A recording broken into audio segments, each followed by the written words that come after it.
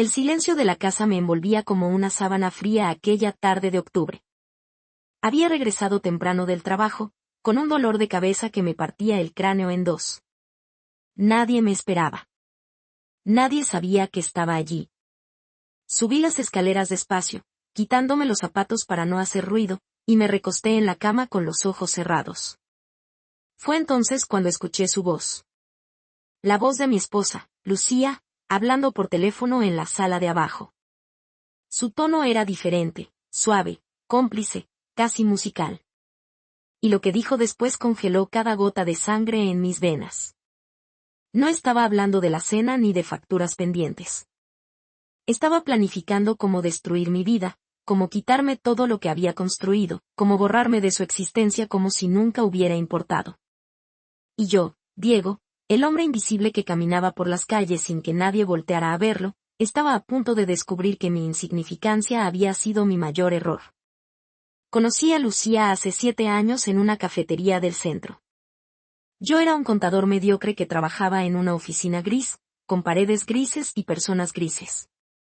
Ella era una secretaria en un bufete de abogados, con ojos color miel y una sonrisa que iluminaba habitaciones enteras. Nunca entendí qué vio en mí. Yo era el tipo de hombre que la gente olvida 5 minutos después de conocerlo. Sin rasgos distintivos, sin historias interesantes que contar, sin pasión visible por nada en particular. Era como una sombra que caminaba entre la multitud, presente pero ausente al mismo tiempo. Mi madre solía decir que yo había nacido con el don de pasar desapercibido, como si el universo hubiera decidido que mi papel en este mundo era ser parte del decorado y nada más. En la escuela, los maestros olvidaban mi nombre.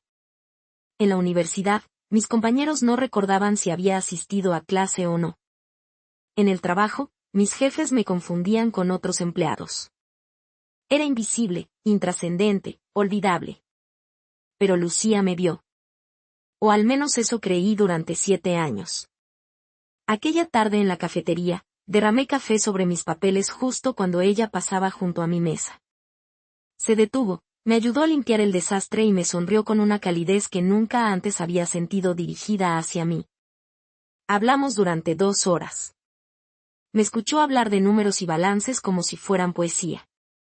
Me miró a los ojos como si realmente me viera.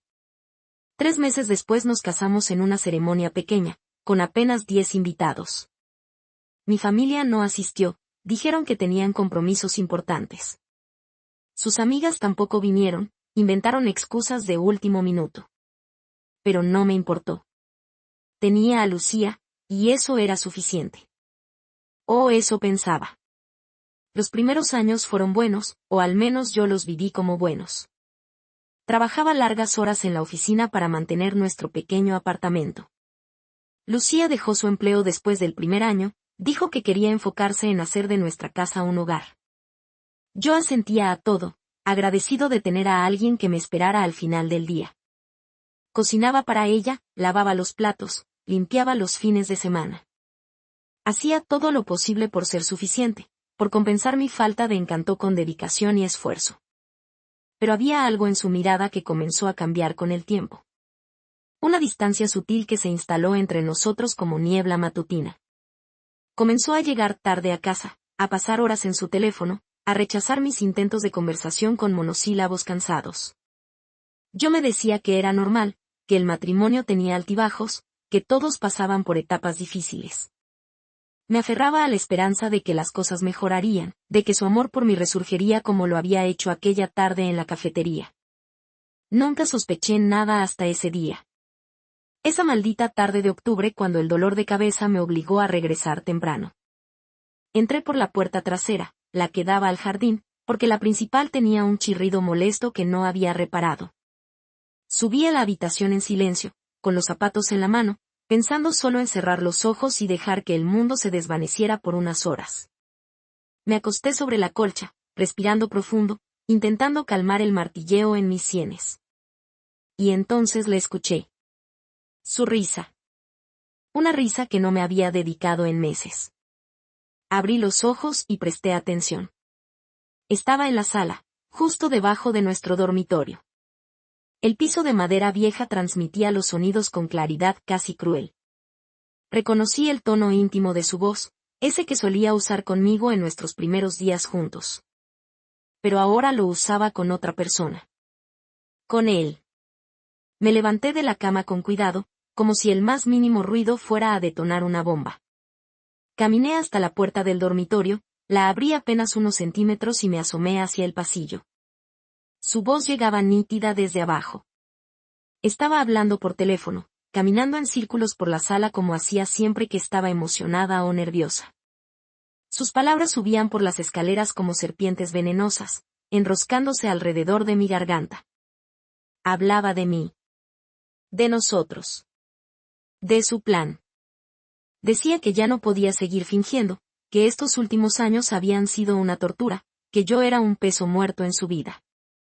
Que había conocido a alguien mejor, alguien exitoso, alguien que realmente la merecía. Y que tenía un plan para deshacerse de mí de una vez por todas. Mi corazón latía tan fuerte que temí que pudiera escucharlo desde abajo.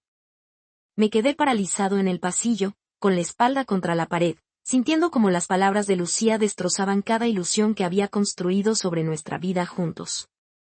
Habló durante 20 minutos sin parar, detallando cada paso de su estrategia con la precisión de un general planeando una guerra. Mencionó a un abogado, un tal Roberto, quien aparentemente era su amante y su cómplice. Él le había aconsejado cómo proceder, cómo asegurarse de que yo perdiera todo en el divorcio. Habló de cuentas bancarias que debía vaciar, de documentos que debía falsificar, de testigos que él conseguiría para declarar que yo era un esposo negligente y violento. Violento. Yo, que nunca había levantado la voz en toda mi vida. Yo, que me había pasado años intentando ser lo suficientemente bueno para ella. Mencionó también algo que me heló la sangre. Dijo que si el divorcio no funcionaba como esperaba, si yo me resistía o intentaba defenderme, tenían un plan alternativo. No entró en detalles, pero el tono de su voz cuando lo mencionó llevaba una oscuridad que nunca antes había escuchado en ella.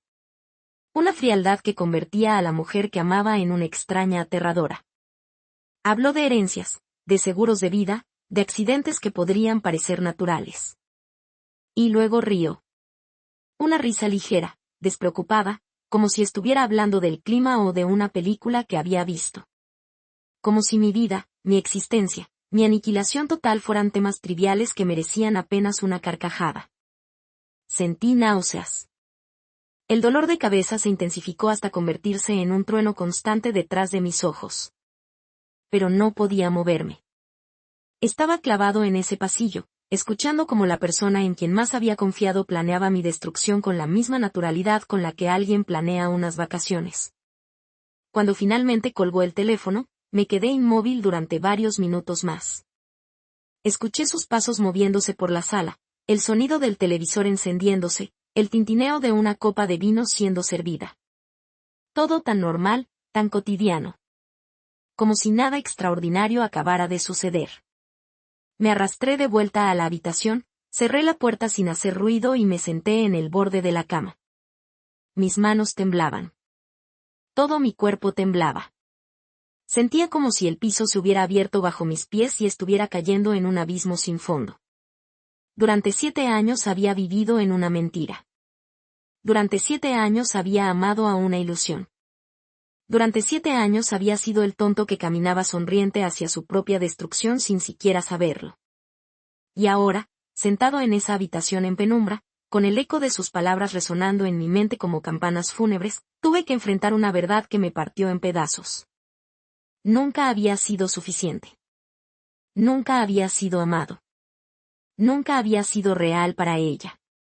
Pero algo más comenzó a despertar dentro de mí en ese momento. Algo que había estado dormido durante toda mi vida. Una chispa de rabia, de dolor, de indignación. Yo había pasado décadas siendo invisible, siendo ignorado, siendo olvidado. Había aceptado mi insignificancia como un hecho inmutable de mi existencia. Pero esto era diferente. Esto no era ser ignorado. Esto era ser traicionado, usado, descartado como basura. Y por primera vez en mi vida, sentí que no podía simplemente agachar la cabeza y aceptarlo. No podía ser la víctima silenciosa que todos esperaban que fuera. Algo tenía que cambiar. Algo tenía que hacerse. Y mientras permanecía sentado en esa habitación, escuchando el murmullo del televisor en la sala y los movimientos despreocupados de mi esposa abajo, comencé a formar mi propio plan. Porque si hay algo que aprendí en todos esos años de pasar desapercibido es que la gente subestima a los invisibles. La gente olvida que aquellos que no hacen ruido pueden estar observando, aprendiendo, esperando el momento perfecto para actuar. Esa noche fingí normalidad con una maestría que no sabía que tenía. Bajé las escaleras una hora después, frotándome los ojos como si acabara de despertar de una siesta. Lucía estaba sentada en el sofá, viendo una serie cualquiera, con su copa de vino en la mano. Me miró apenas un segundo antes de devolver su atención a la pantalla. Le dije que el dolor de cabeza había mejorado un poco. Ella asintió sin interés real. Preparé la cena en silencio, pasta con salsa de tomate, su plato favorito. Comimos frente al televisor sin hablar, como habíamos hecho cientos de veces antes. Pero esta vez todo era diferente. Cada bocado sabía a ceniza. Cada minuto junto a ella era una tortura calculada. Observaba sus gestos, su expresión, buscando algún rastro de la mujer que creí conocer. Pero solo veía a una extraña. Una extraña que sonreía con los labios mientras sus ojos permanecían fríos y distantes. Una extraña que había compartido mi cama durante 7 años mientras soñaba con mi desaparición. Esa noche, cuando se durmió a mi lado, me quedé despierto mirando el techo. Las sombras de los árboles se movían contra las paredes como fantasmas danzantes. Pensé en todas las veces que había regresado tarde del trabajo, agotado, y ella ya estaba dormida. En todas las conversaciones que había intentado iniciar y que terminaban en silencios incómodos. En todas las señales que había ignorado porque quería creer en algo hermoso, en algo real. Pero la realidad era que había estado viviendo en una fantasía. Una fantasía construida sobre mi propia desesperación por ser amado, por ser visto, por importarle a alguien. Y esa fantasía acababa de derrumbarse con la fuerza de un edificio demolido. Me levanté de la cama cerca de las 3 de la madrugada. Lucía dormía profundamente, con la respiración pausada y tranquila. Bajé a mi estudio, un pequeño cuarto al final del pasillo que usaba para revisar papeles del trabajo. Encendí la lámpara de escritorio y saqué una libreta nueva. En la primera página escribí una sola palabra. Venganza. Luego la taché. No, esto no era solo venganza. Era supervivencia. Era justicia. Era despertar después de décadas de sueño. Durante los siguientes días me convertí en un espía en mi propia casa. Observaba cada movimiento de Lucía con atención microscópica. Cada llamada que hacía, cada mensaje que enviaba, cada expresión que cruzaba su rostro. Ella no notó ningún cambio en mí porque nunca había prestado verdadera atención a quién era yo. Para ella, yo siempre había sido parte del mobiliario, algo familiar pero irrelevante. Y eso, irónicamente, se convirtió en mi mayor ventaja. Comencé a revisar sus cosas cuando salía de casa. Su teléfono, que dejaba cargando en la cocina mientras se duchaba. Su computadora portátil, que nunca cerraba con contraseña porque asumía que yo era demasiado simple como para buscar algo. Sus bolsos, sus cajones, sus cuadernos. Y en cada lugar encontraba más evidencia de su traición. Mensajes con Roberto donde hablaban de su futuro juntos. Correos electrónicos con el abogado discutiendo estrategias legales. Documentos impresos con información sobre mis cuentas bancarias, mis propiedades, mis inversiones. Sí, inversiones. Porque ese era el secreto que Lucía nunca conoció realmente. El secreto que había guardado celosamente durante años. Yo no era el contador mediocre y pobre que ella creía que era. Esa era solo mi fachada, mi camuflaje, mi manera de permanecer invisible ante el mundo. La verdad era mucho más compleja. Yo venía de una familia adinerada, muy adinerada. Mi abuelo había sido un empresario exitoso que construyó un imperio textil en los años 50. Cuando murió, dejó una fortuna considerable repartida entre sus hijos y nietos. Mi padre nunca trabajó un día en su vida gracias a esa herencia. Pero creció siendo un hombre vanidoso, superficial, obsesionado con el estatus y las apariencias. Vi cómo esa riqueza lo corrompió, cómo lo convirtió en alguien hueco e infeliz. Vi cómo las personas a su alrededor solo lo buscaban por su dinero, cómo era rodeado de parásitos que desaparecían en cuanto necesitaba ayuda real. Y decidí que no quería ese tipo de vida. No quería ser amado por lo que tenía sino por quien era. Cuando cumplí 25 años recibí mi parte de la herencia familiar. Una suma considerable que me habría permitido vivir sin trabajar por el resto de mi vida. Pero hice algo que mi familia consideró una locura. Invertí ese dinero de manera inteligente y discreta. Compré propiedades en zonas que sabía que se valorizarían. Invertí en startups tecnológicas antes de que se volvieran populares. Contraté a asesores financieros bajo seudónimos para que manejaran mis activos sin que nadie pudiera rastrearlos hasta mí. Y al mismo tiempo, conseguí ese trabajo mediocre en la oficina gris. Me mudé a un apartamento modesto. Compré ropa común en tiendas de descuento. Me convertí en el hombre invisible que nadie volvería a ver 2 veces. Quería encontrar amor real. Quería que alguien me eligiera por mí, no por mi cuenta bancaria. Quería ser visto, genuinamente visto, no por lo que podía ofrecer sino por quien realmente era.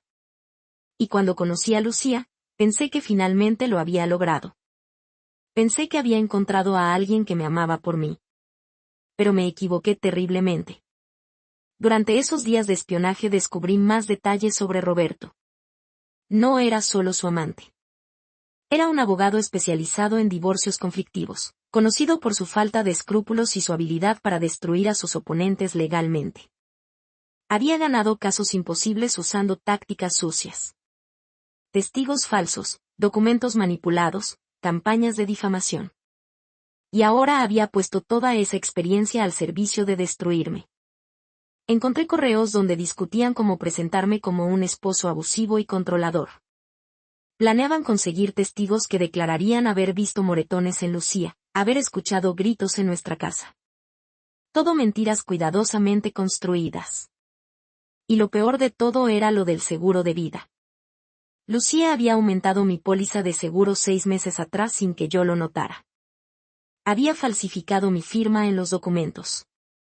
Si algo me pasaba, ella recibiría 2 millones. 2 millones de razones para que yo desapareciera convenientemente. El plan alternativo que había mencionado por teléfono comenzaba a tomar forma en mi mente con una claridad aterradora. Una tarde, mientras ella estaba en el gimnasio, revisé su armario más a fondo. En una caja de zapatos al fondo, oculta detrás de botas de invierno, encontré un frasco de pastillas. No tenían etiqueta. Las examiné cuidadosamente y luego busqué información en Internet. Eran sedantes potentes, el tipo que en dosis altas podía provocar un paro cardíaco. Especialmente en alguien con historial de problemas del corazón. Y ahí estaba otro detalle que encajaba perfectamente. Lucía había estado insistiendo en los últimos meses para que fuera al médico. Decía que me veía cansado, que debía revisar mi presión arterial, mi colesterol. Yo nunca había tenido problemas de salud, pero ella insistía. Ahora entendía por qué. Necesitaba establecer un historial médico que justificara un ataque cardíaco repentino. Un accidente perfectamente planeado. Una muerte que nadie cuestionaría. Y ella, la viuda afligida, heredaría todo lo que creía que yo tenía más el seguro de vida. Sentí que la habitación giraba a mi alrededor. Esta no era una simple infidelidad. Esto era un intento de asesinato premeditado. Esa noche, mientras cenábamos, la observé servir mi plato con especial cuidado. Vi cómo sus dedos se movían con precisión casi quirúrgica. Y me pregunté cuántas veces ya había intentado drogarme sin que yo lo notara. Cuántas noches de sueño profundo y extraño habían sido inducidas químicamente. Cuántas veces había estado al borde del precipicio sin saberlo. Comí despacio esa noche, masticando cada bocado con cuidado, atento a cualquier sabor extraño. Lucía me observaba de reojo mientras fingía ver su teléfono. Había tensión en sus hombros, una expectativa apenas contenida. Pero no pasó nada. Terminé mi cena, lavé los platos y me fui a mi estudio como hacía últimamente. Ella parecía frustrada, aunque intentaba ocultarlo. Y yo comencé a formular mi contraataque. Porque si algo me habían enseñado todos esos años de pasar desapercibido era a observar, a aprender, a entender cómo funcionaba el mundo sin ser notado. Y ahora usaría todas esas habilidades para protegerme. Contraté a un investigador privado al día siguiente. Un hombre discreto recomendado por un contacto de mis inversiones. Le di toda la información que había recopilado y le pedí que siguiera a Lucía y a Roberto. Quería evidencia sólida, fotografías, grabaciones, documentos que pudieran usarse legalmente. El investigador era bueno en su trabajo. En menos de una semana me entregó un dossier completo. Fotos de Lucía y Roberto en hoteles, restaurantes caros, su apartamento. Grabaciones de sus conversaciones donde hablaban abiertamente de sus planes. Copias de correos electrónicos y mensajes de texto. Suficiente evidencia para hundirlos en cualquier corte. Pero yo quería más que una victoria legal. Quería que sintieran lo que yo había sentido. El dolor, la traición, la sensación de que el mundo se derrumba bajo tus pies. Quería que aprendieran que el hombre invisible al que habían subestimado durante años era mucho más de lo que aparentaba. Decidí esperar el momento perfecto para actuar. No quería precipitarme y arruinar todo por impaciencia. Cada día que pasaba era una actuación cuidadosamente ejecutada. Yo era el esposo obediente, el hombre gris que asentía a todo, que no cuestionaba nada. Lucía se volvió más descuidada con el tiempo, más confiada en que su plan era infalible. Comenzó a salir más seguido, a veces sin siquiera inventar excusas. Llegaba a casa tarde oliendo a perfume caro y vino. Y yo sonreía, le preguntaba cómo había estado su día, le servía agua antes de dormir. Cada gesto de amabilidad era una puñalada para ella porque no lo sabía. No sabía que cada cosa que hacía estaba siendo documentada, grabada, archivada para el día del juicio final. El investigador seguía trabajando, descubriendo más capas de su traición. Roberto resultó estar casado también. Tenía una esposa y 2 hijos que no sabían nada de su aventura con Lucía. Era un detalle interesante que guardé para más adelante. Mientras tanto, comencé a mover mis activos de manera estratégica. Transferí dinero de cuentas que Lucía conocía a otras completamente invisibles para ella. Reorganicé mis inversiones bajo nuevas estructuras legales que la protegían de cualquier reclamo en un divorcio. Contraté al mejor abogado de familia de la ciudad, alguien con una reputación impecable y un historial de victorias aplastantes. Le expliqué toda la situación, le mostré la evidencia que había recopilado. Sus ojos se iluminaron con la anticipación de un cazador que ha encontrado la presa perfecta. Me aseguró que cuando llegara el momento, destruiríamos no solo el caso de Lucía sino también la carrera de Roberto por mala práctica profesional. Pero le pedí que esperara. Todavía no era el momento.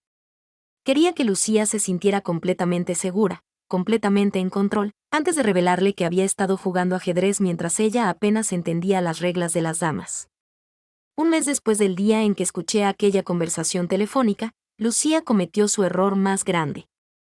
Pensó que había llegado el momento de ejecutar su plan final. Una noche llegó a casa más temprano de lo usual, con una sonrisa que no había visto en años. Cocinó mi plato favorito, puso música suave, encendió velas. Parecía la escena de una reconciliación romántica.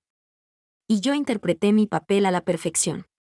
El esposo agradecido, emocionado de que su esposa finalmente le prestara atención. Cenamos hablando de trivialidades. Ella rió con mis chistes malos, tocó mi mano sobre la mesa, me miró con lo que podría haber pasado por afecto si no hubiera sabido la verdad. Después de cenar, me sirvió un whisky. Era mi marca favorita, que rara vez comprábamos porque era cara. Me lo ofreció con ambas manos, como un regalo precioso. Y yo lo acepté con una sonrisa. Sostuve el vaso en mi mano, lo acerqué a mis labios, pero no bebí. Hablé y hablé, gesticulando con el vaso, moviéndolo en el aire mientras contaba alguna historia aburrida del trabajo. Lucía me observaba con atención inusual, sus ojos fijos en el vaso, esperando el momento en que lo llevara a mi boca. Pero yo era paciente. Siempre lo había sido. Después de 20 minutos de charla, dije que necesitaba ir al baño. Me levanté llevando el vaso conmigo, como si fuera lo más natural del mundo. Ella protestó, dijo que podía dejarlo en la mesa. Pero yo insistí, bromeando sobre que no confiaba en que no se lo bebiera ella. Su risa sonó forzada. En el baño, vacié el contenido en un frasco hermético que había preparado previamente. Luego llené el vaso con whisky nuevo de una botella que guardaba en el armario del baño. Regresé a la sala y me bebí el vaso completo frente a ella. Su expresión pasó por varias emociones en segundos. Confusión, frustración, y finalmente una máscara de preocupación cuando fingí sentirme mareado. Me llevó a la cama con una solicitud que habría parecido amorosa para cualquiera que no supiera la verdad. Me ayudó a acostarme, me quitó los zapatos, me cubrió con las mantas. Y luego se sentó en el borde de la cama, esperando. Cerré los ojos y controlé mi respiración para que pareciera que me había dormido profundamente. Escuché cómo salía del cuarto después de varios minutos. Escuché sus pasos bajando las escaleras rápidamente.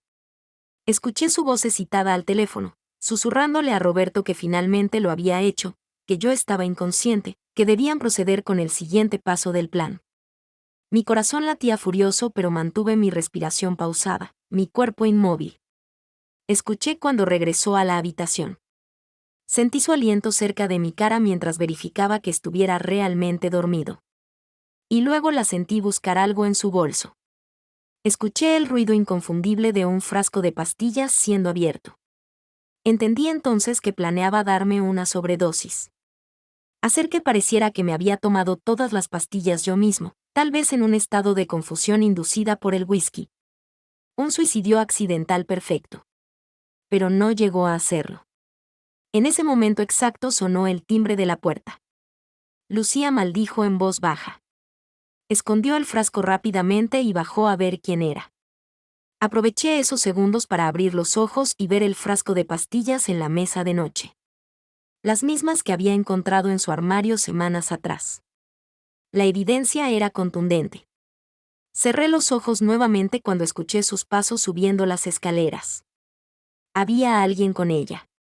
Reconocí la voz de Roberto. Hablaban en susurros urgentes. Él decía que era demasiado arriesgado, que había cámaras de seguridad en el vecindario, que alguien podría haberlo visto entrar. Ella insistía en que tenían que hacerlo ahora, que no habría otra oportunidad como esta. Discutieron durante varios minutos mientras yo permanecía inmóvil en la cama, interpretando al esposo drogado con una precisión que habría ganado premios de actuación. Finalmente Roberto se impuso. Dijo que esperarían, que encontrarían otro momento más seguro. Lucía protestó pero eventualmente cedió. Los escuché salir de la habitación juntos. Me quedé solo en la oscuridad durante horas. No me moví hasta que escuché el auto de Roberto alejarse y los pasos de Lucía subiendo las escaleras nuevamente. Entró a la habitación, se cambió de ropa y se acostó junto a mí. Su respiración era irregular, ansiosa. Supe que no dormiría esa noche.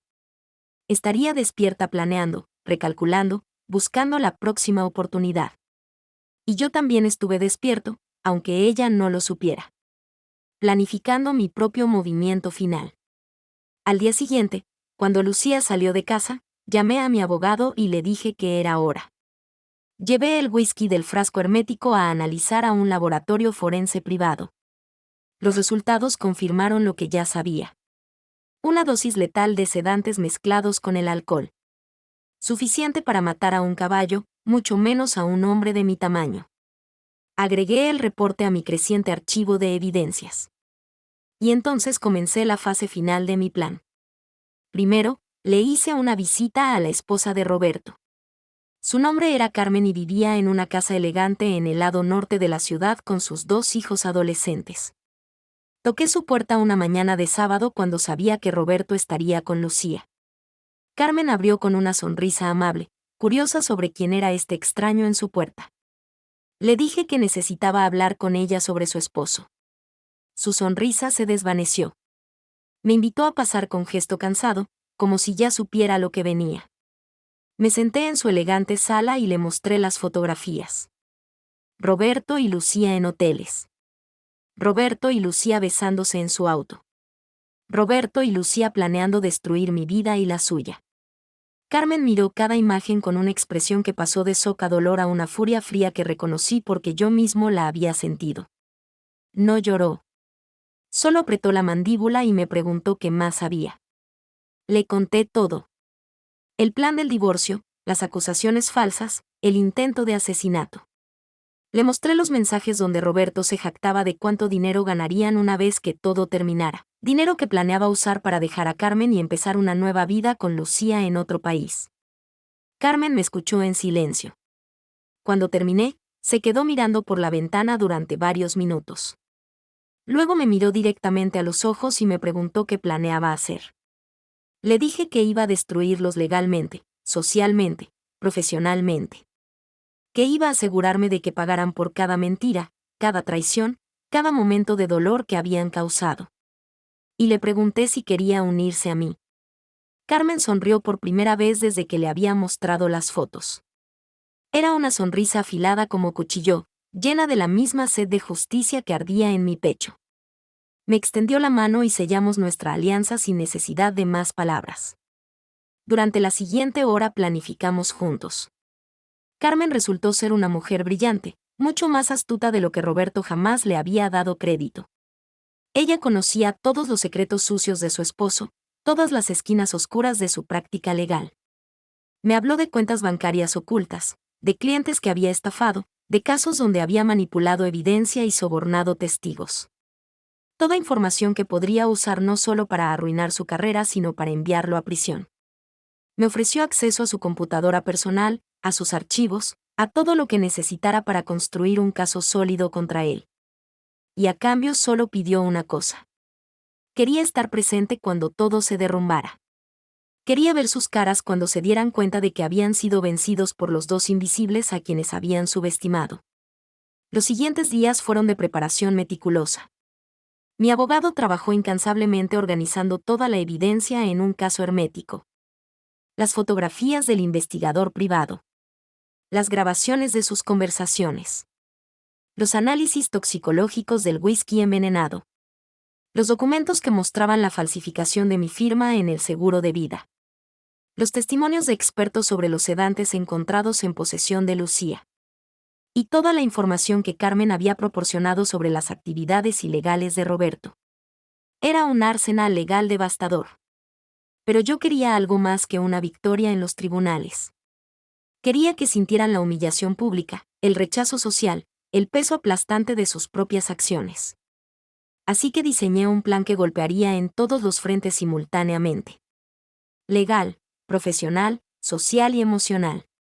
Sería como una sinfonía de justicia ejecutada con precisión quirúrgica. El día elegido fue un viernes. Lucía había planeado una cena con algunas de sus amigas esa noche en un restaurante exclusivo del centro. Roberto estaría allí también, supuestamente por casualidad, para que pudieran verse sin levantar sospechas. Yo sabía todo esto porque había intervenido discretamente su teléfono semanas atrás con ayuda del investigador. Esa mañana me desperté temprano y actué con normalidad absoluta. Desayuné con Lucía, hablamos del clima, le pregunté sobre sus planes para el día. Ella mencionó la cena con sus amigas con ese tono casual que había perfeccionado durante meses de mentiras.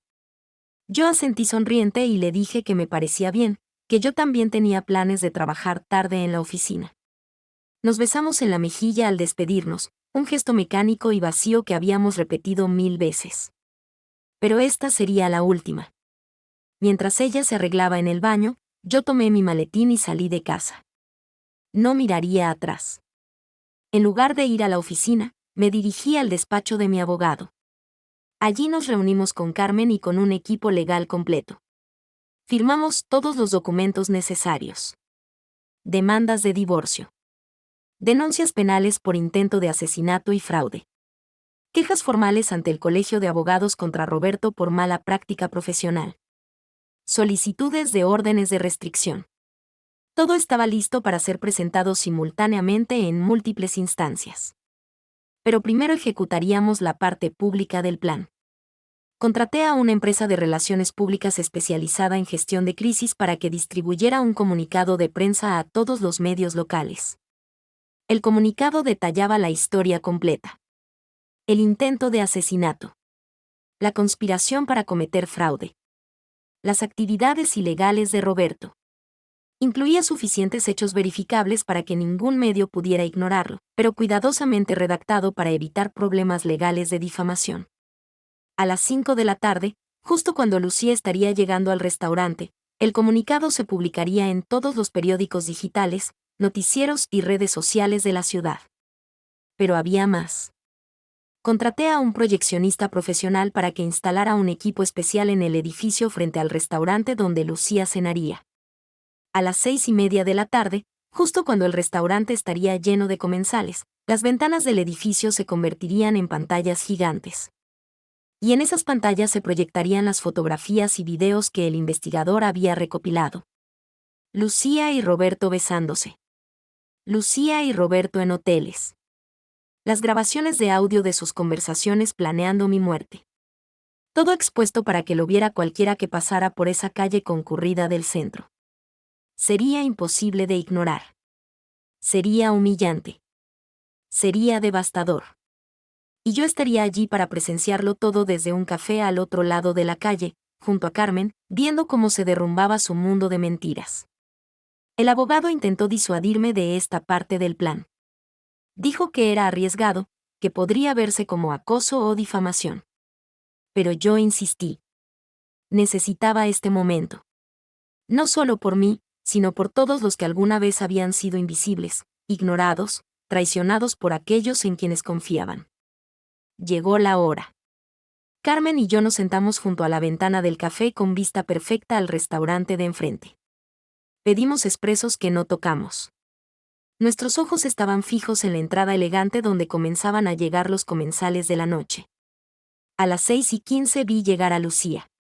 Se había arreglado especialmente para la ocasión. Vestido negro ajustado, tacones altos, el cabello perfectamente peinado. Se veía hermosa y eso me dolió más de lo que esperaba. No por lo que era, sino por lo que pudo haber sido. Por los años que desperdicié amando una ilusión. Entró al restaurante con dos de sus amigas, mujeres que yo había conocido en otras ocasiones y que siempre me habían tratado con la misma indiferencia cortés que Lucía. Se sentaron en una mesa junto a la ventana. Podía verlas reír y hablar animadamente. 15 minutos después llegó Roberto.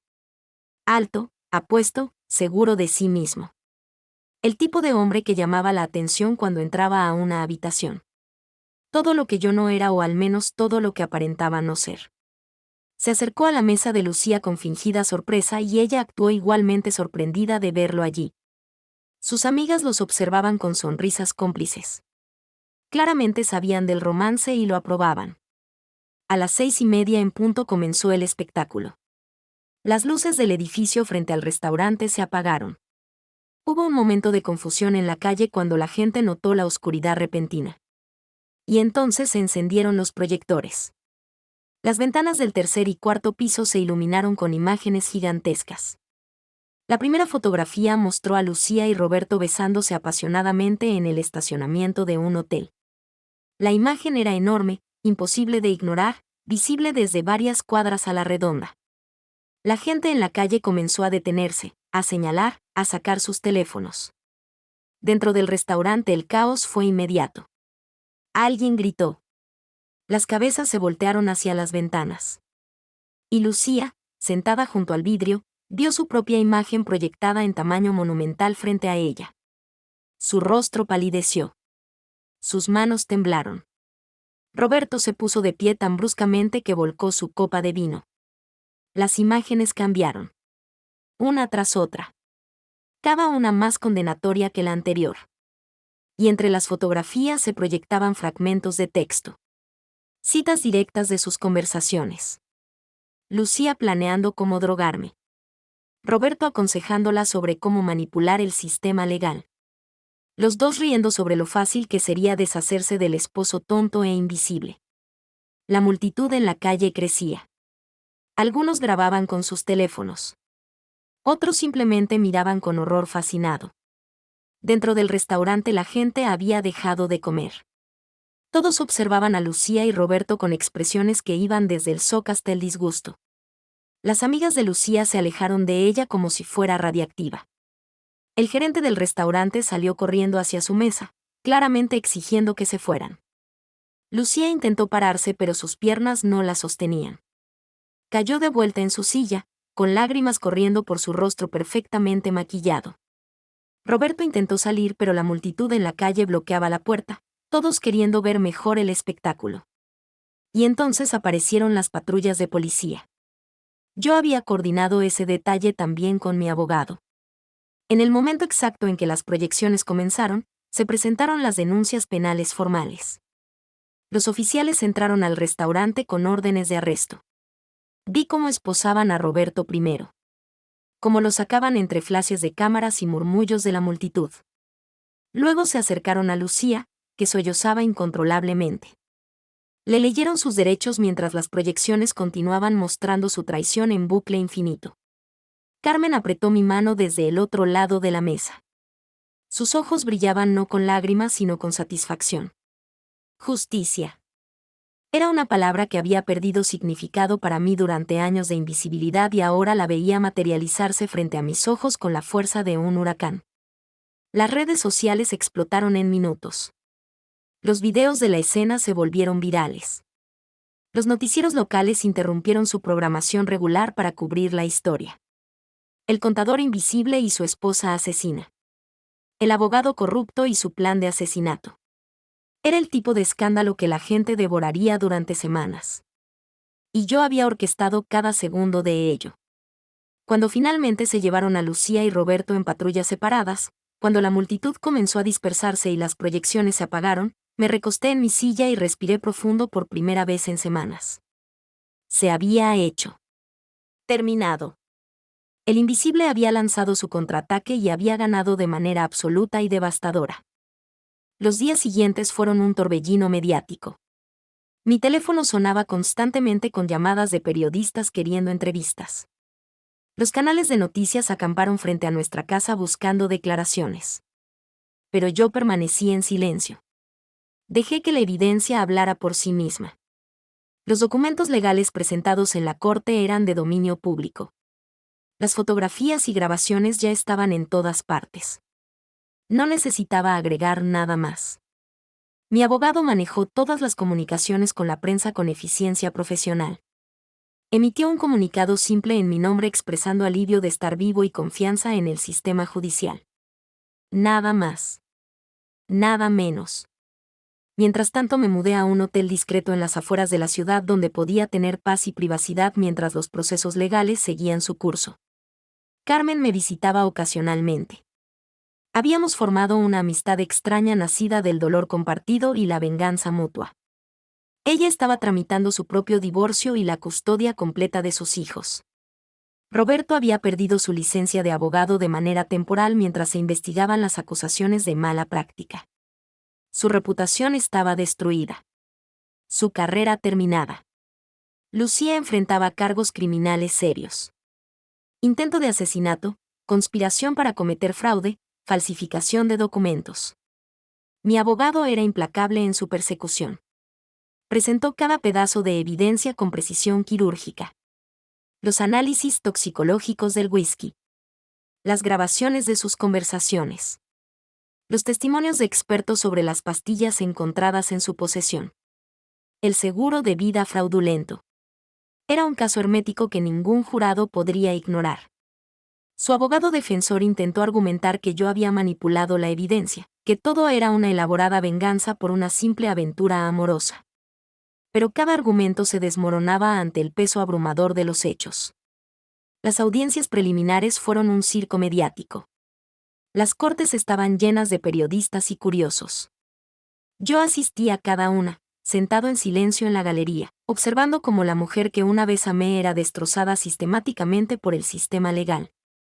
Parte de mí sentía una tristeza profunda por todo lo que pudo haber sido y nunca fue.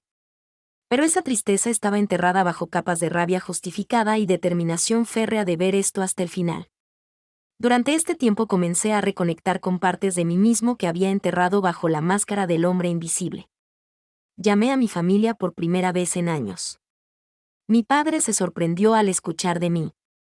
Habíamos estado distanciados desde que rechacé su estilo de vida y desaparecí en mi existencia ordinaria. Le conté toda la historia. Esperaba juicio o burla, pero en cambio escuché algo que nunca había escuchado en su voz antes. Respeto. Me dijo que había sido un tonto al menospreciar mi elección de vivir con humildad. Que él había desperdiciado su vida en vanidades mientras yo había construido algo real, incluso si ese algo se había derrumbado temporalmente. Hablamos durante horas, sanando heridas viejas con palabras que deberíamos haber dicho décadas atrás. Prometió visitarme pronto. Y por primera vez en mi vida adulta sentí que tenía una familia real, no solo personas conectadas por sangre sino por comprensión genuina. También comencé terapia. Un psicólogo recomendado por mi abogado que se especializaba en víctimas de trauma y traición. Las sesiones eran difíciles, obligándome a enfrentar verdades dolorosas sobre mí mismo. El terapeuta me ayudó a entender que mi necesidad de ser invisible había surgido no solo como reacción contra la vanidad de mi familia, sino como un mecanismo de protección. Si nadie me veía, nadie podría lastimarme. Si no tenía expectativas, no podría decepcionarme. Había construido mi invisibilidad como un escudo, pero ese escudo también me había impedido vivir plenamente. Me había convertido en un fantasma en mi propia vida, observando desde las sombras pero nunca realmente participando. Lucía no me había convertido en invisible. Yo ya lo era cuando la conocí. Y ella simplemente había aprovechado esa cualidad para sus propios fines. Comprender esto fue liberador y devastador al mismo tiempo.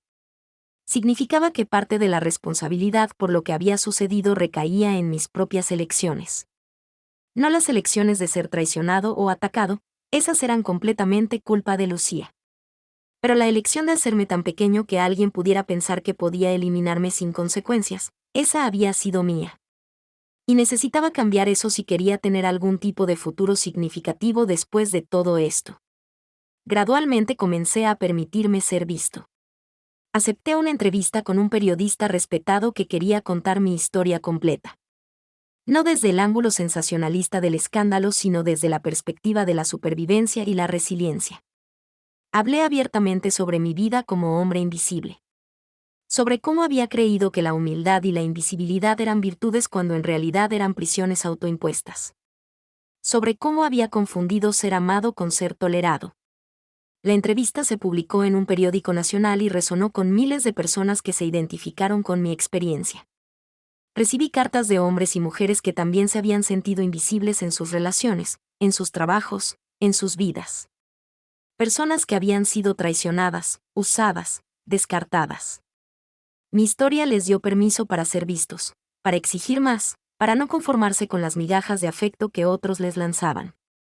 Me convertí involuntariamente en una voz para los invisibles del mundo. Y aunque nunca había buscado ese papel, descubrí que había significado en él. Tal vez mi experiencia dolorosa podía servir para ayudar a otros a evitar el mismo destino. El juicio comenzó 6 meses después de aquella noche fatídica en el restaurante. La cobertura mediática fue intensa. Cada día las cortes estaban abarrotadas. Yo estaba allí como testigo principal de la fiscalía. Subir al estrado fue una de las experiencias más difíciles de mi vida. Tuve que narrar los detalles íntimos de mi matrimonio, de mi dolor, de mi terror cuando descubrí que mi esposa planeaba matarme. Lucía estaba sentada en la mesa de la defensa, irreconocible de la mujer que había conocido. Se veía demacrada, con ojeras profundas, el cabello sin brillo. Sus ojos me buscaron varias veces durante mi testimonio, pero yo mantuve mi mirada fija en el fiscal. No le debía ni siquiera un momento de contacto visual. El fiscal me guió a través de cada pieza de evidencia con paciencia metódica. Las grabaciones se reprodujeron en la sala. Escuchar nuevamente la voz de Lucía planeando mi muerte con tanta frialdad provocó un silencio tenso en la corte. Varios miembros del jurado se movieron incómodos en sus asientos. Algunos mostraron expresiones de horror genuino. Cuando finalmente bajé del estrado después de horas de testimonio, sentí como si hubiera corrido un maratón. Exhausto pero aliviado de haber dicho mi verdad públicamente. El abogado defensor de Lucía intentó desacreditarme durante el contrainterrogatorio. Sugirió que yo había planeado todo desde el principio. Que me había casado con Lucía sabiendo que eventualmente la traicionaría de esta manera. Que las evidencias eran fabricadas, las grabaciones editadas, toda una elaborada venganza de un hombre obsesivo y controlador. Pero cada argumento se desmoronaba ante los hechos incontrovertibles. Los expertos forenses confirmaron la autenticidad de las grabaciones. Los técnicos de laboratorio certificaron los análisis toxicológicos. Los especialistas en documentos probaron que la firma en el seguro de vida era una falsificación. Roberto fue llamado como testigo y su testimonio hundió aún más a Lucía. Intentó minimizar su participación, alegando que solo había sido un asesor legal que no sabía las verdaderas intenciones de su cliente. Pero las grabaciones donde él sugería métodos para hacer que mi muerte pareciera accidental desmentían completamente esa narrativa. El fiscal lo destrozó en el contrainterrogatorio. Para cuando Roberto bajó del estrado, su propia culpabilidad era evidente para todos en la sala. Enfrentaría sus propios cargos criminales en un juicio separado que vendría después. Carmen también testificó, proporcionando contexto sobre el carácter de Roberto y su historial de comportamiento engañoso. Su testimonio fue poderoso, emocional sin ser histriónico. Habló como una mujer que había sido traicionada pero que había encontrado fuerza en la verdad y la justicia. El jurado claramente simpatizó con ella. Con nosotros. Con todos los que habían sido víctimas de traición y habían decidido pelear de vuelta. Las deliberaciones del jurado duraron solo 2 días. Cuando regresaron a la sala con el veredicto, el silencio era absoluto. El presidente del jurado se puso de pie y leyó el veredicto con voz clara y firme. Culpable. Culpable en todos los cargos. Intento de asesinato en primer grado. Conspiración para cometer fraude. Falsificación de documentos. Lucía se derrumbó en su silla sollozando.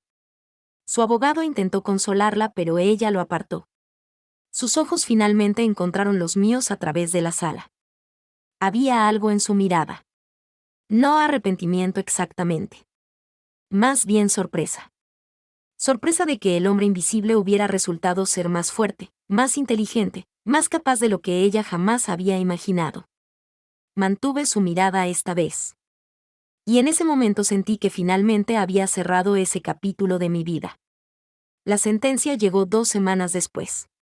El juez, una mujer mayor con expresión severa, no tuvo piedad. Le dio a Lucía el máximo permitido por la ley. 25 años de prisión sin posibilidad de libertad condicional durante al menos 15 años.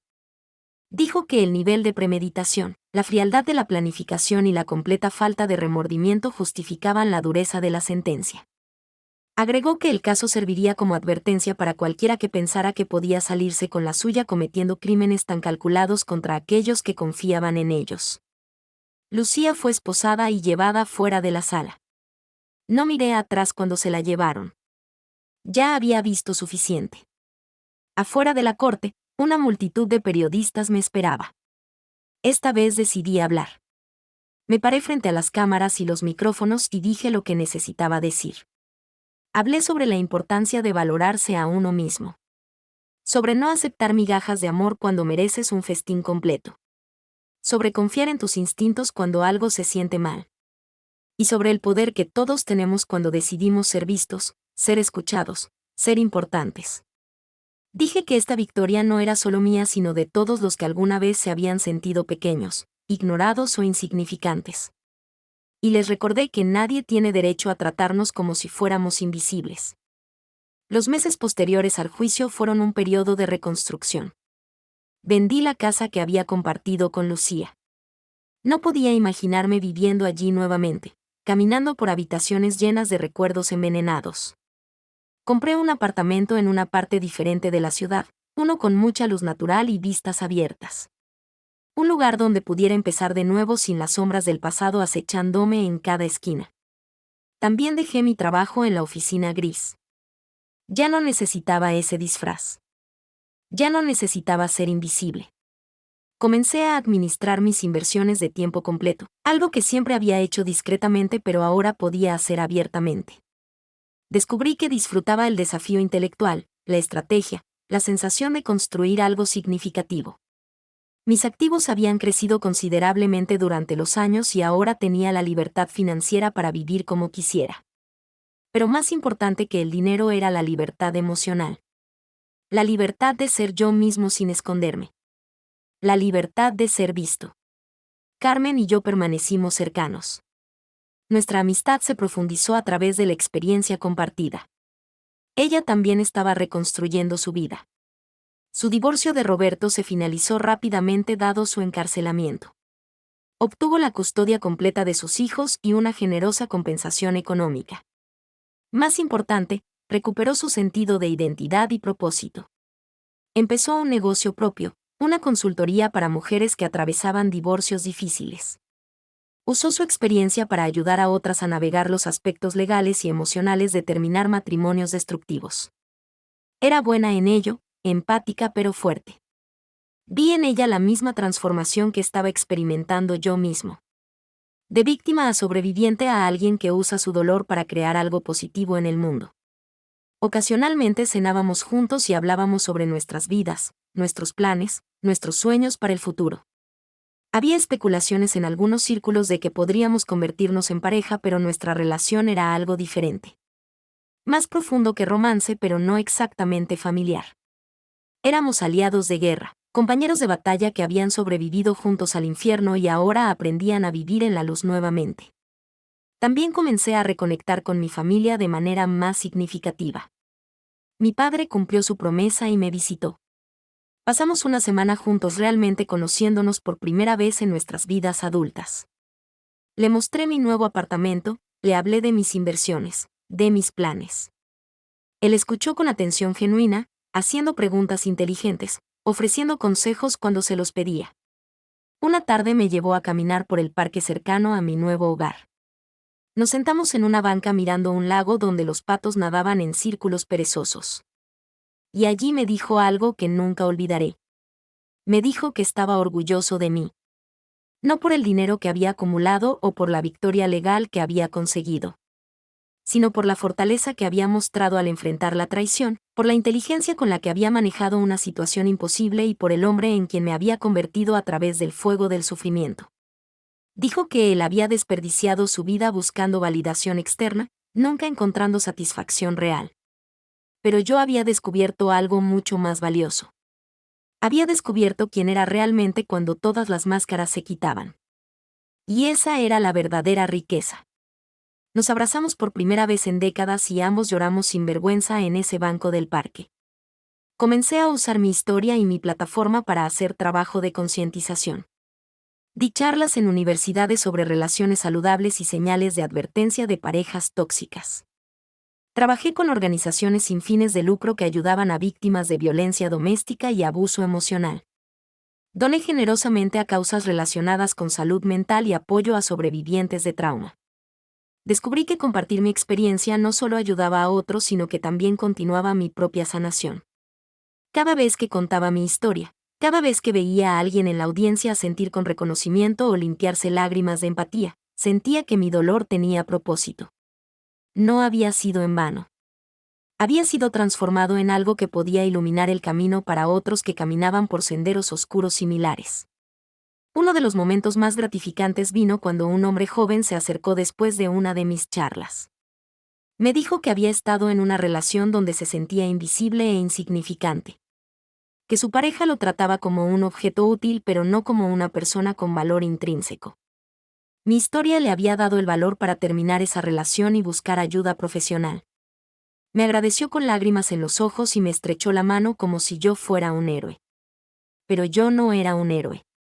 Solo era alguien que había sobrevivido y decidido que esa supervivencia tenía que significar algo más grande que venganza o amargura. También exploré partes de mí mismo que había ignorado durante años. Siempre me habían gustado las artes, pero nunca las había perseguido porque parecían frívolas para alguien que intentaba ser invisible. Ahora tomé clases de pintura. Descubrí que tenía talento para capturar paisajes urbanos, las texturas de edificios viejos, las sombras que bailaban en calles empedradas. Mis pinturas eran oscuras pero hermosas, reflejando tanto el dolor que había experimentado como la belleza que estaba aprendiendo a ver nuevamente en el mundo. Tuve una pequeña exposición en una galería local. Nada grandioso, solo 12 pinturas colgadas en una pared blanca. Pero vender 3 de ellas me dio una satisfacción que ningún balance financiero jamás me había proporcionado. Era validación de una parte de mí que nunca antes había permitido existir públicamente. También comencé a correr. Cada mañana salía antes del amanecer y corría por las calles casi vacías de la ciudad.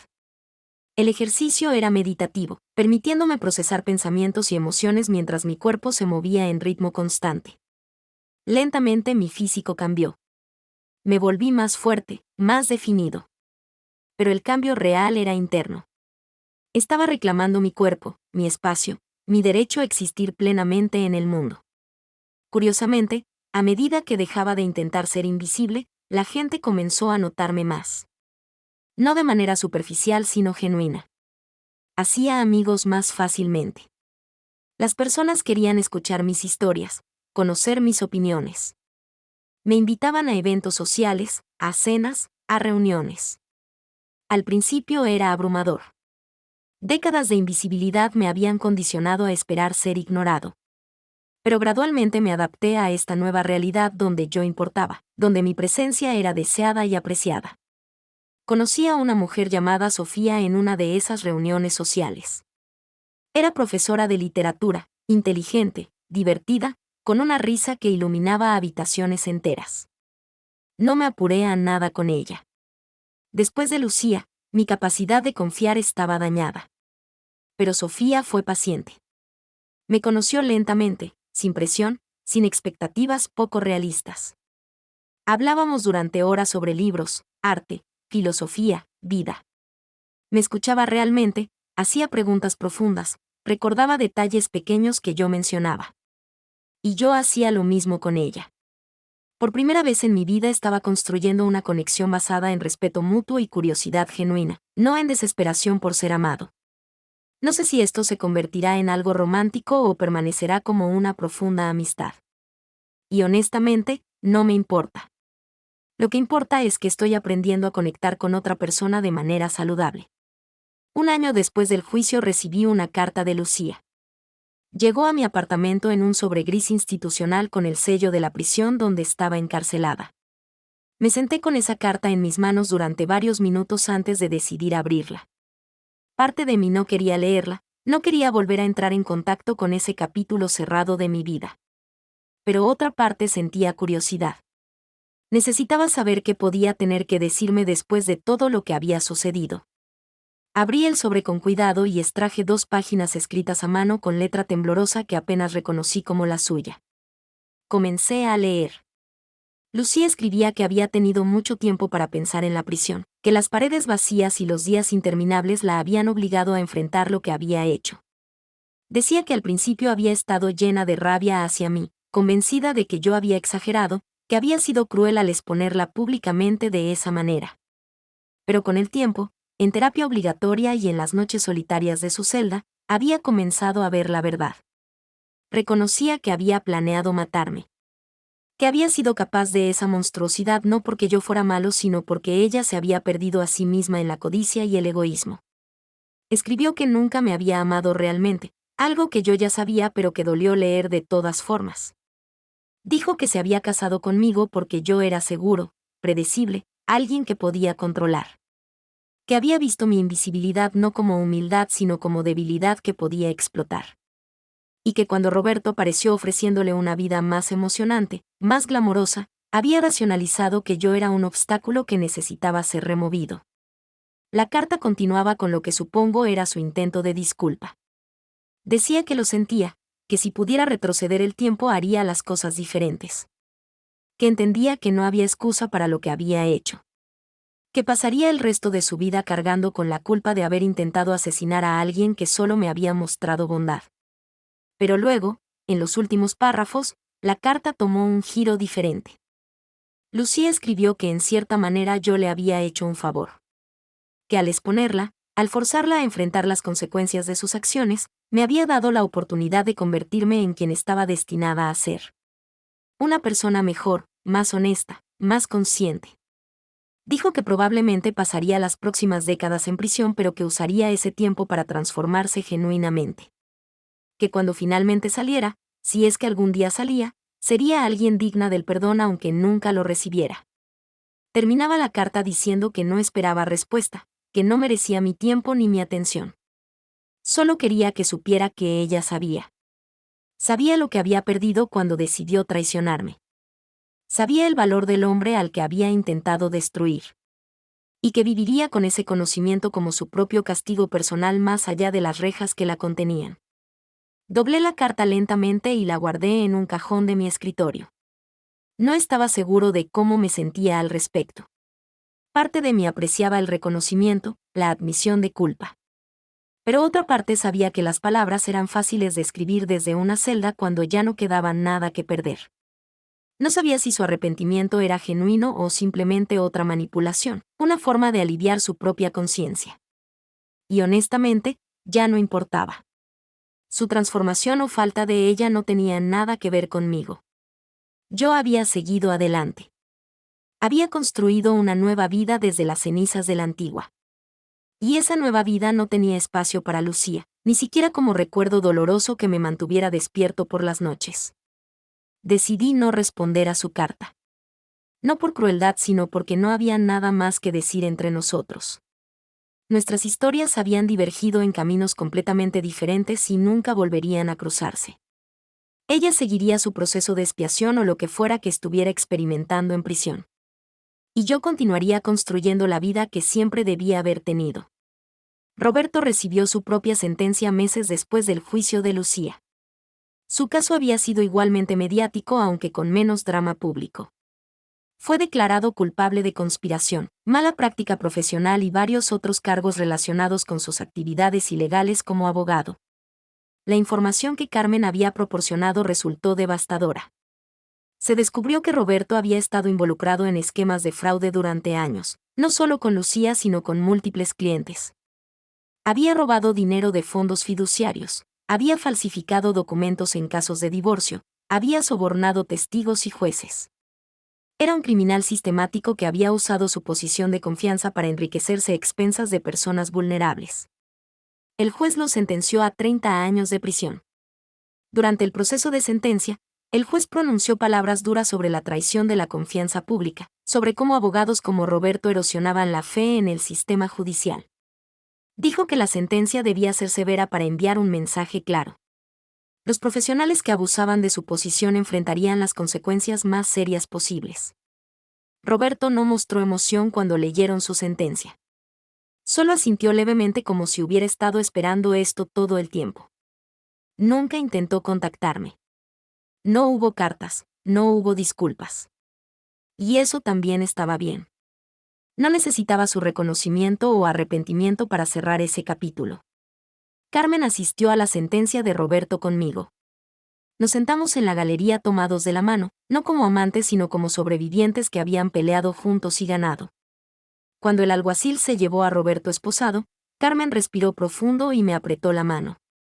Susurró que finalmente podía cerrar esa puerta, que finalmente podía dejar de mirar sobre su hombro esperando que él encontrara alguna forma de lastimar a ella o a sus hijos. Salimos de la corte ese día sintiéndonos más ligeros. El peso de la justicia pendiente había sido levantado. Ambos podíamos seguir adelante completamente ahora. En los meses siguientes vi cómo Carmen florecía de maneras hermosas. Su negocio de consultoría prosperaba. Sus hijos, que habían pasado por momentos difíciles durante el escándalo y el juicio, comenzaban a sanar y a reconstruir sus propias vidas. Ella empezó a salir con alguien nuevo, un profesor de música viudo que la trataba con ternura y respeto. La primera vez que lo conocí, lo evalué con la intensidad sobreprotectora de un hermano. Pero él pasó la prueba. Era genuino, amable, claramente enamorado de Carmen de una manera que incluso yo podía reconocer como saludable. Me alegré por ella. Se merecía esa felicidad después de todo lo que había soportado. 2 años después de aquella fatídica noche en el restaurante, mi vida se había transformado completamente. Ya no era el hombre invisible que caminaba por las calles sin ser notado. Me había convertido en alguien visible, presente, comprometido con el mundo a mi alrededor. Tenía amigos reales, no solo conocidos casuales. Tenía pasatiempos que disfrutaba genuinamente. Tenía propósito en mi trabajo y en mi activismo. Tenía una relación saludable con mi familia. Y tenía paz. No la paz de evitar conflicto o de esconderme de la vida, sino la paz que viene de conocerte a ti mismo, de valorarte a ti mismo, de saber que puedes enfrentar tormentas y sobrevivir. Sofía y yo habíamos desarrollado algo hermoso. No nos apuramos a etiquetarlo o definirlo. Simplemente disfrutábamos la compañía mutua, aprendíamos uno del otro, nos apoyábamos en momentos difíciles y celebrábamos juntos los triunfos. Un día, mientras caminábamos por el mercado de agricultores un domingo soleado, ella me tomó de la mano y me dijo que me veía. Realmente me veía. No al hombre que había sido ni al hombre herido que estaba sanando, sino al hombre que era en ese momento presente. Y ese era exactamente quien quería ser visto como. Sonreí y le dije que yo también la veía a ella. Y era verdad. Ocasionalmente reflexionaba sobre todo lo que había sucedido. Las traiciones, el dolor, la venganza, la justicia, la sanación. Era una historia extraordinaria que nunca habría imaginado viviría. Había comenzado como un hombre que quería ser amado por quien era, pero que se escondía tanto que nadie podía verlo realmente. Había encontrado a alguien que pensé me amaba, pero que solo veía un objetivo útil. Había descubierto una traición tan profunda que habría destruido a muchos hombres. Pero en lugar de dejarme destruir, había peleado de vuelta. Había usado mi invisibilidad como arma. Había expuesto la oscuridad a la luz. Y había ganado no solo en las cortes, sino en la reconstrucción de mi propia vida. La lección más importante que aprendí de toda esta experiencia no fue sobre traición o venganza. Fue sobre el valor. El valor de ser visto. El valor de creer que mereces amor real, respeto genuino, tratamiento decente. Durante décadas había aceptado menos porque pensaba que eso era todo lo que podía esperar. Pero estaba equivocado. Todos merecemos ser vistos, ser valorados, ser amados por quienes realmente somos. Y cuando encontramos situaciones o personas que nos tratan como si fuéramos invisibles, tenemos el derecho y la responsabilidad de exigir mejor oírnos.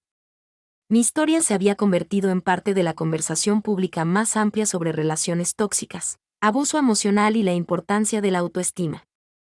Recibía mensajes regularmente de personas alrededor del mundo que habían leído sobre mi caso o escuchado mis charlas. Compartían sus propias historias de sentirse invisibles, de ser traicionados, de encontrar la fuerza para reconstruir. Cada mensaje era un recordatorio de que mi experiencia, por dolorosa que hubiera sido, tenía valor más allá de mi propia vida. Estaba creando ondas de cambio, inspirando a otros a valorarse a sí mismos, a no aceptar migajas cuando merecían el banquete completo. Y ese se había convertido en mi nuevo propósito. Ya no era solo un contador invisible manejando números en una oficina gris. Era una voz para aquellos que sentían que no tenían voz. Era un ejemplo de que la justicia era posible. Era prueba viviente de que podías ser destrozado y aún así reconstruirte más fuerte que antes. 3 años después de todo comenzar, me paré frente a un espejo en mi apartamento. La misma actividad que había hecho miles de veces antes, pero esta vez era diferente. Me miré realmente, profundamente. Vi las líneas de expresión alrededor de mis ojos, evidencia de años de estrés pero también de risas recientes. Vi el gris que comenzaba a aparecer en mis sienes, marcas de experiencia y sabiduría ganada con dificultad. Vi a un hombre que había sobrevivido a lo impensable y había emergido no amargado sino más compasivo, no cerrado sino más abierto, no invisible sino gloriosamente, auténticamente visible. Me sonreí a mí mismo en el espejo. Una sonrisa genuina llena de aceptación y amor propio. Y pensé en todos aquellos que alguna vez se habían sentido como yo, invisibles en sus propias vidas. Pensé en las palabras que querría decirles si pudiera hablar con cada uno personalmente. Les diría que su invisibilidad no es su destino sino su elección. Que tienen el poder de ser vistos simplemente decidiendo que merecen ser vistos. Que el amor real existe, pero primero deben aprender a amarse a sí mismos lo suficiente como para no aceptar imitaciones baratas. Que la traición duele profundamente pero no tiene que definirlos. Que la justicia es posible cuando te niegas a ser víctima silenciosa. Que la sanación toma tiempo pero es absolutamente alcanzable. Y que al final del día, la persona más importante que necesita verte, valorarte y amarte eres tú mismo.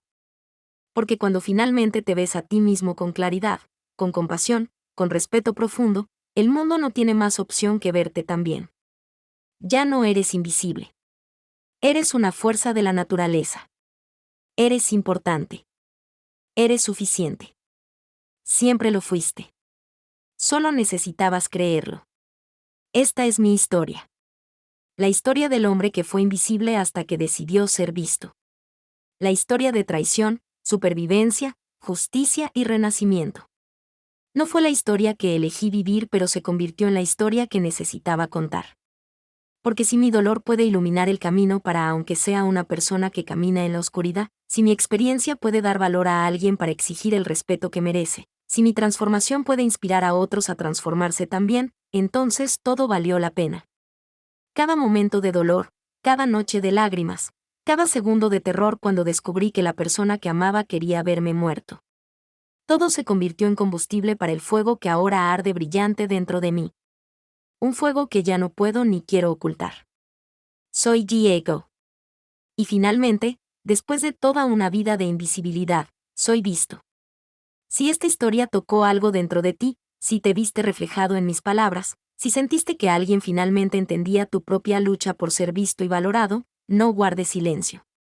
Comparte tu historia en los comentarios.